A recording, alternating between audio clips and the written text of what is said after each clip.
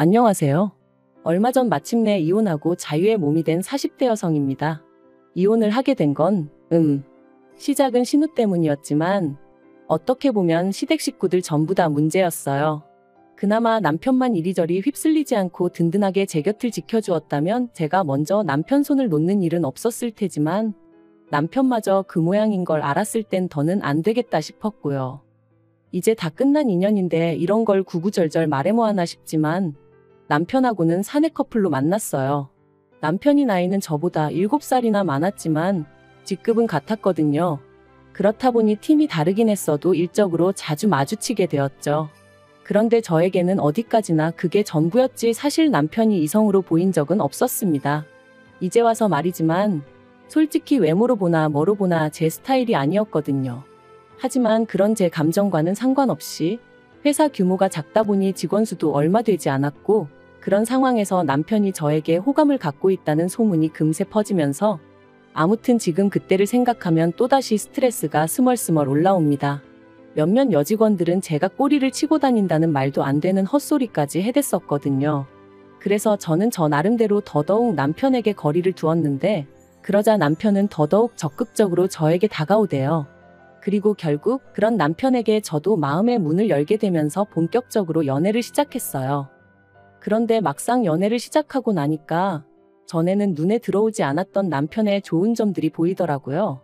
가령 제가 무슨 이야기를 하건 무척이나 흥미롭다는 표정으로 저를 바라봐주는 것이나 지나가는 말처럼 어디 가고 싶다, 뭐 하고 싶다 하면 꼭 기억해주는 것. 별거 아닐 수도 있지만 매일같이 일에 치여 사는 입장에서 남편의 이런 사소하지만 다정하고 자상한 습관은 큰 힘이 되었죠. 그래서 연애를 시작한 지 1년 만에 남편이 결혼 이야기를 꺼냈을 때 저는 고민하고 말고 할 것도 없이 좋다고 했어요. 양가에서도 별다른 잡음 없이 저희를 새로운 가족으로 따뜻하게 맞아주셨고요. 그런데 그렇게 남편과 부부의 연을 맺은 지 2년 만에 저는 꿈에도 생각해 본 적 없는 아픔을 겪게 되었습니다. 정말 아픈 기억이라서 어디서부터 어떻게 말해야 하나 싶은데 집 앞 산책로에 개나리들이 하나씩 모습을 드러내던 시기에 엄마의 본능이었던 건지 왠지 제 몸이 뭔가 달라졌다는 느낌이 오더라고요. 그래서 혹시나 하는 마음으로 테스트를 했는데 2줄이었어요. 사실 신호는 1년만 즐기고 아이를 갖기로 남편하고 예전부터 얘기가 되어 있었는데 생각보다 임신이 되질 않아 조금씩 스트레스를 받기 시작했었거든요. 그랬으니 임신을 했다는 테스터기의 2줄은 저에겐 정말 벅찬 감동이었습니다. 그리고 이 기쁜 소식을 당연히 양가에도 알렸고 양가 부모님 모두 얼마나 좋아하셨는지 몰라요. 특히 친정부모님께서 무척이나 기뻐하셨는데 그 이유가 실은 저희 친정부모님도 굉장히 어렵게 저를 가지셨다 들었어요. 결혼하고 10년 동안 아이가 안 생겨서 입양까지 고려하셨었다고 했었죠.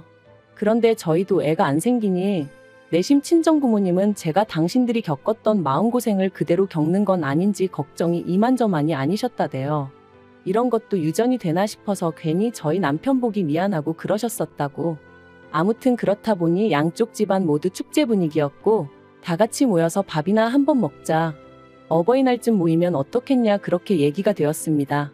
그런데 어버이날 당일 어째서인지 늘 약속이 있다 하면 10분이고 15분이고 일찍이 도착하시는 저희 부모님이셨는데 그날따라 약속 시간이 지나도록 오시지도 않고 연락도 안 되고 영 찝찝한 마음을 감출 수가 없었죠.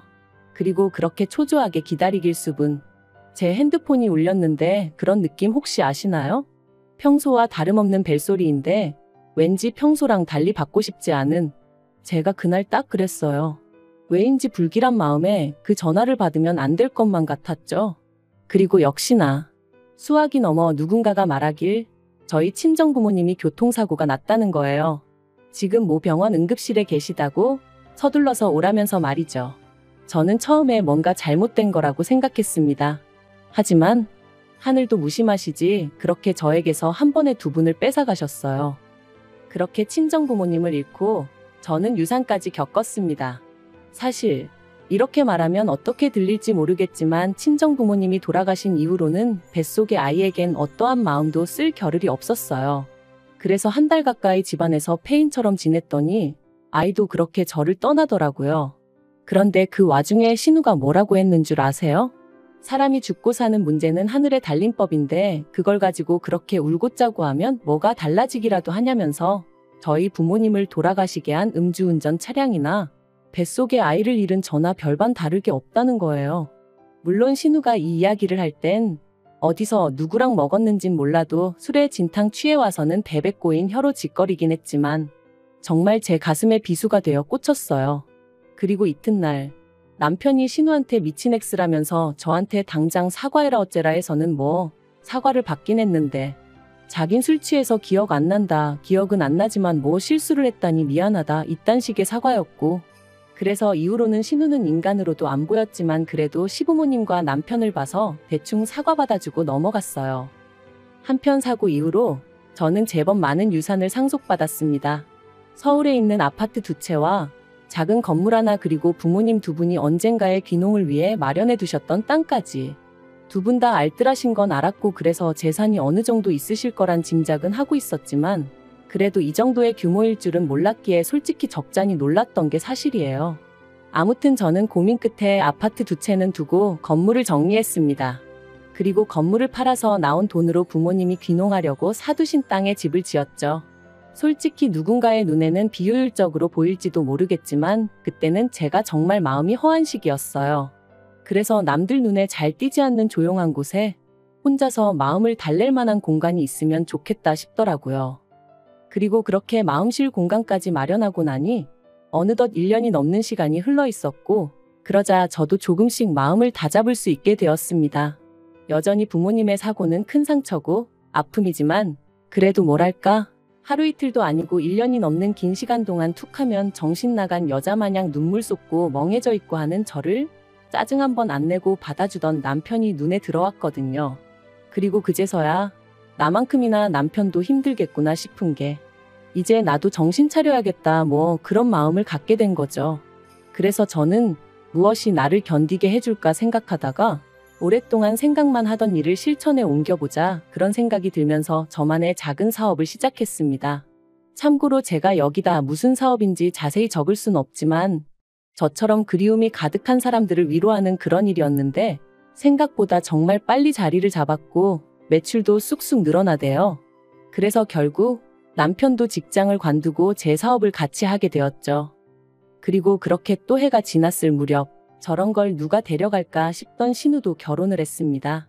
시집가면서도 조용히 얌전히 간 건 아니고 시부모님과 저희 부부 속을 있는 대로 긁고 갔어요. 사실 시댁은 가난한 것도 아니지만 그렇다고 다 큰 자식들을 계속해서 뒷바라지 해줄 만큼 여력은 없거든요. 그런데 신우는 계속해서 자기도 저희 부부처럼 서울에 있는 30평대 아파트에서 시작하고 싶다는 둥 헛소리를 해대더니 급기야는 저더러 아파트 2개 받지 않았냐. 하나는 누가 사냐 자기가 살게 해달라. 공짜로 살겠다는 소리 안 한다. 1억을 내고 살겠다. 뭐 별 거지 같은 소리를 어찌나 해대던지. 그리고 그럴 때마다 저에게 미안하다 사과하는 건 다름 아닌 시부모님이셨습니다만 아무리 그래도 결국 팔은 안으로 굽는 거고 피는 물보다 진하다잖아요. 어머님은 아니라고 하셨지만 이따금씩 당신도 모르게 저에게 좀 서운한 기색을 내비추셨는데 그게 또 나름대로 상처가 되더라고요. 그래도 그걸 가지고 티를 낸 적은 없어요. 그것 때문에 이혼까지 결심한 건 더더욱 아니고요.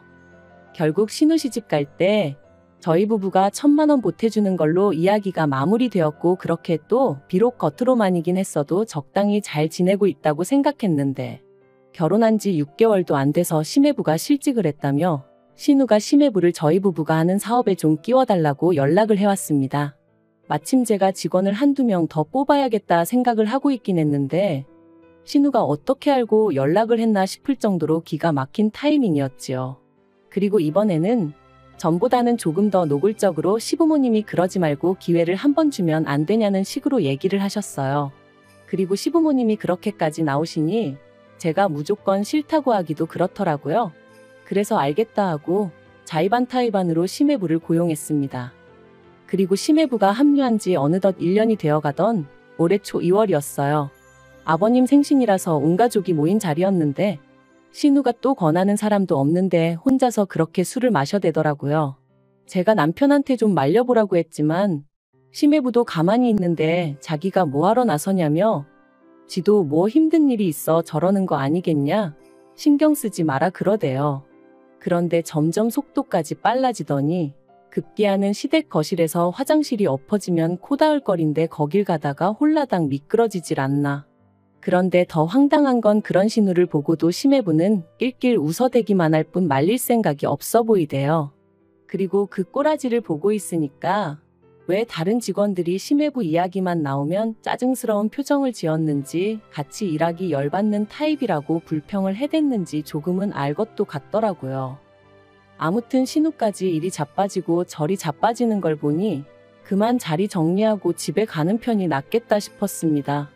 그래서 남편하고 같이 뒷정리를 하고 일어서려는데 신우가 제 손목을 딱 잡더니 좋겠다 그러는 거예요. 그래서 또 무슨 헛소리를 하려고 일어나 싶어서 뭐가 좋냐고 많이 취한 것 같으니 일단은 들어가서 자라고 했죠. 그런데 신우는 쉽사리 저를 놔주지 않았습니다.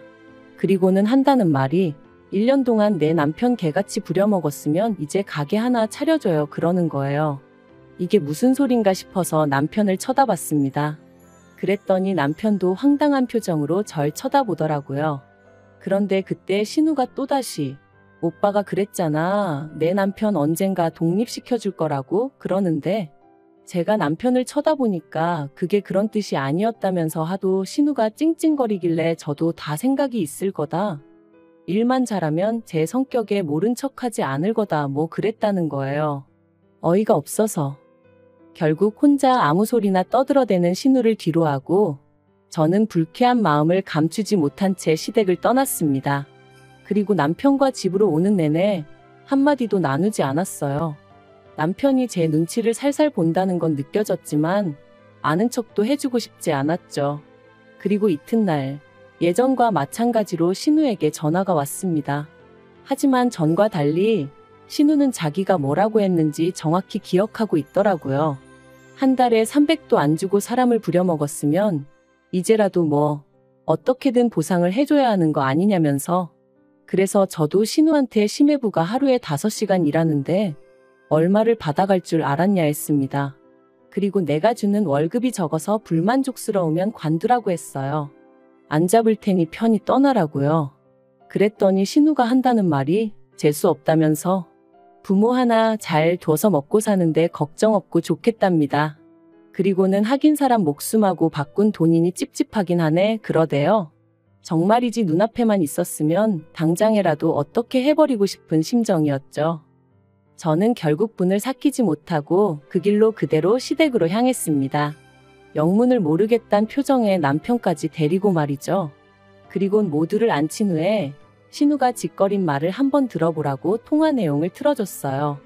어머님 아버님한테 이게 제가 들을 소리냐 울며 물었습니다. 그런데 어머님이 제 어깨를 안아주시면서 신우도 얼마나 맺힌 게 많으면 이런 소리까지 했겠냐며 애가 말을 못되게 해서 그렇지 심성이 나쁜 애는 아니라고 그러니 저더러 오해하지 말라대요. 순간 제 어깨를 감싼 어머님의 손길이 어찌나 가증스럽던지 그래서 제가 어머님 손을 뿌리쳤어요. 그리고는 아무리 어머님 딸이라지만 그래도 아닌 건 아니라고 말씀해 주셔야지 어떻게 이 와중에 저더러 이해하라 하시냐 했습니다. 그리고는 남편한테도 당신은 어떻게 생각하냐니까 기껏 한다는 말이 왜 이를 자꾸 키우냐는 거예요. 그냥 생각 없는 애가 한마디 짓거린 걸 가지고 흘려듣고 넘기면 되지 않냐면서. 그리고 어차피 사업을 더 확장하려면 아닌 게 아니라 매장도 새로 내야 되는데 그런 거 하나 그냥 신우 남편 준다고 하면 되는 거 아니냐는데 아 그간 내가 믿고 산 남자가 결국엔 이것밖에 안 되는 남자였나 싶은 게 정말 뭐라 달리 할 말이 없더라고요. 그래서 시부모님 그리고 남편에게 아무래도 여기서 잘못하고 있는 사람은 나인 것 같으니 내가 빠져주겠다 했습니다. 그리고는 바로 남편에게 이혼하자 한 거죠. 남편은 이혼은 못한다고 왜 갑자기 얘기가 그렇게 되냐면서 버텼습니다. 시부모님도 그날 이후로 제가 당신 말 뜻을 오해한 것 같다면서 그래도 홧김에 이혼 소리하고 그러면 못 쓴다고 그러셨는데 오히려 그런 말을 들을수록 제 결심은 확고해져 갔습니다. 막말로 사업체에 남편 돈 1원 한 푼 안 들어가 있었고 집이며 뭐며 전부 다 제 것이었으니 이혼해도 저는 두려울 게 없었으니까요. 그리고 일이 정말 커지고 나니까 그제서야 신우가 한다는 말이 자기가 제가 셈이 나서 말을 좀 얄밉게 한 거 안다며 미안하다대요. 너무 어이가 없었어요. 부모 잃고 여전히 슬픔 속에 사는 내가 뭐가 부럽다는 건지. 그래서 신우한테 그래. 너도 내가 겪은 거 꼭 겪었으면 좋겠다. 내가 그렇게 부럽다니 너도 꼭 내가 겪은 거 겪으라고 기도해 줄게 그랬네요. 그리고 저 진심으로 신우를 위해서 기도해주고 있습니다. 제가 겪은 아픔과 고통 고스란히 꼭 느껴보라고요. 아무튼 그렇게 결국 7개월의 이혼 소송 끝에 저희는 남남이 되었고 남편은 시댁으로 들어갔으며 당연히 제 사업에서도 쫓겨났습니다. 심해부도 쫓겨났고요. 그러니까 이제 졸지에 원래부터 백조였던 신우의 무직인 아들과 사위까지 전부 다 시부모님이 거두고 계신 상황이죠. 뭐 그러던지 말던지 솔직히 별 관심은 없습니다. 아, 생각해보니까 아니네요. 관심 있어요. 다 망해버렸으면 좋겠거든요.